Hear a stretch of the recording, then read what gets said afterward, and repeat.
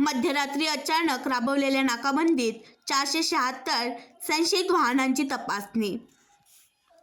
दिनांक 7 जानेवारी 2024 रोजी अंदाजे 9 वाजता माननीय पोलीस अधीक्षक अकोला श्री बच्चन सिंग यांनी अकोला जिल्ह्यात मालमत्तेच्या गुन्ह्यांना आळा घालण्याकरिता आकस्मिक नाकाबंदीचे आयोजन करण्याबाबत तसेच पोलीस स्टेशनमधील नाकाबंदीच्या ठिकाणी एक पोलीस अधिकारी व अंमलदार यांची नियुक्ती करावी, तसेच सर्व अधिकारी अंमलदार हे रिफ्लेक्टर जॅकेट टॉर्च घेऊन नाकाबंदी करतील व झिगझॅग स्वरूपाचे बॅरिगेटिंग करून तपासलेल्या प्रत्येक वाहनाचा क्रमांक व चालकाचे नाव, पत्ता, मोबाईल क्रमांक घेण्याबाबत आदेशित केले होते।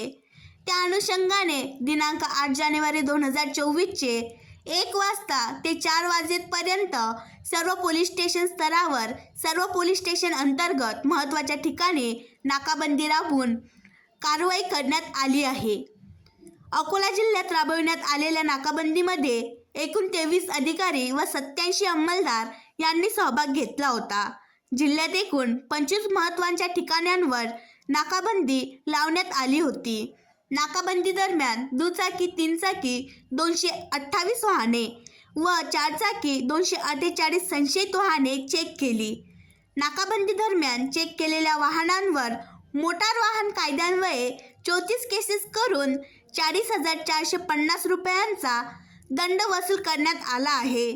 तसेच पोलीस स्टेशन बाळापूर येथे अपराध क्रमांक 55/2024 कलम 185 मोटार वाहन कायद्यान्वये कारवाई करण्यात आली आहे।